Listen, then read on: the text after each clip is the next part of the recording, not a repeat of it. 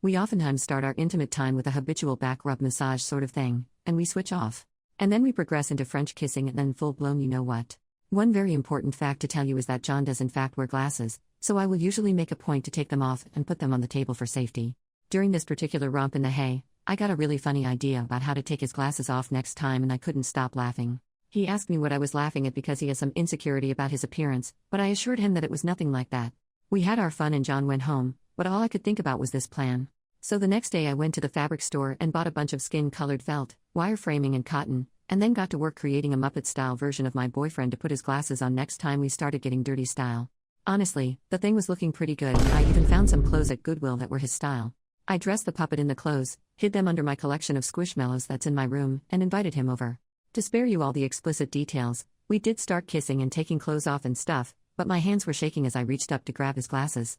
Instead of putting it on my nightstand I made a point to say something like, "I'm just gonna put these right here," as I stretched over to the Squishmallow that was covering the puppet boyfriend's head and put the glasses right over his felt eyes. He got confused I think and looked back to where I put the glasses and sat up, as a felt version of his face, very easily identifiable by the way. John has red hair and a mustache, so the glasses on top left little question of who this could be. He was silent for a second then said, "Is that supposed to be me?" As I was laughing, I said something like, "Do you like it?" as I took it out of the Squishmallow pile and revealed the entirety of Muppet John. "Oh, did you make that?" he asked, and I stood it up off the bed and asked him to stand next to it. "See? It's just like you basically," I said, but he still wasn't laughing that much. I think he saw that the Muppet ended up being just a little bit taller than him. He's 5 feet 7 inches and probably insecure about that. The Muppet ended up accidentally being a little taller than him, around 6 feet 1 inch based on seeing them side by side. I noticed his disappointment and did a tried and true Disney impression to make him feel better.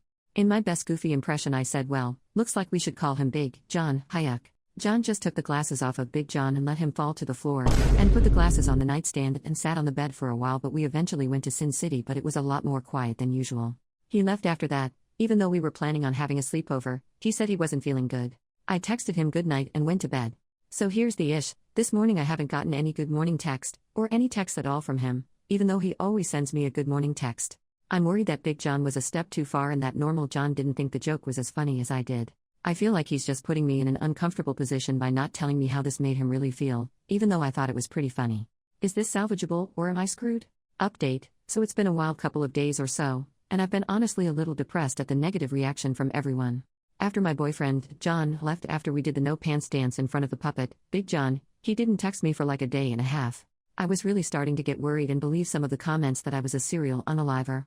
I was so sad that I didn't even want to look at the sewing machine to make my custom Disney ears with because it just reminded me of Big John. Speaking of Big John, I hung him in the closet so I didn't have to look at him. I was so ashamed.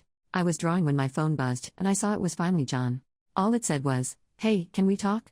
I was super nervous and he came over to my place. It was awkward at first because it has been so long since we saw or talked to each other, and I honestly thought things were gonna end, especially after reading all the comments. However, he apologized for his behavior and told me something that cleared things up. So apparently his mom has been cheating on his dad with multiple younger men for years, and he and his dad just found this out the other day, the day I made Big John. He wasn't upset about Big John at all. I could tell he was still upset and my instincts were saying I should do a Disney voice, but I considered the comments from the last post and decided just to say I'm sorry that happened to you. I hope your family is okay.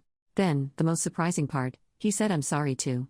And then in his adorably not very good singing voice, saying Big John never bothered me anyway. I have something for him actually. And brought out one of his favorite slap bracelets that his mom got him as a kid. He pulled me into a hug and we danced like we were Cinderella and Prince Charming boyfriend. He tried to dip me but he's not very strong so it created a funny moment where we kissed and then he led me to my royal suite and well, you can probably guess the rest. We got on the bed and normal John had some smears on his glasses after kissing. He asked if there was anywhere, or anyone that he could put these on. I brought out Big John and his hand fell off, but it was like a fairy tale romance when normal John placed the glasses on Big John's cute nose. So for now, it seems like a happy ending. I'm sorry I didn't post any pics with the original post but after seeing John's reaction I was so embarrassed, and some of the comments were so mean that I wanted to just destroy Big John and never think of him again.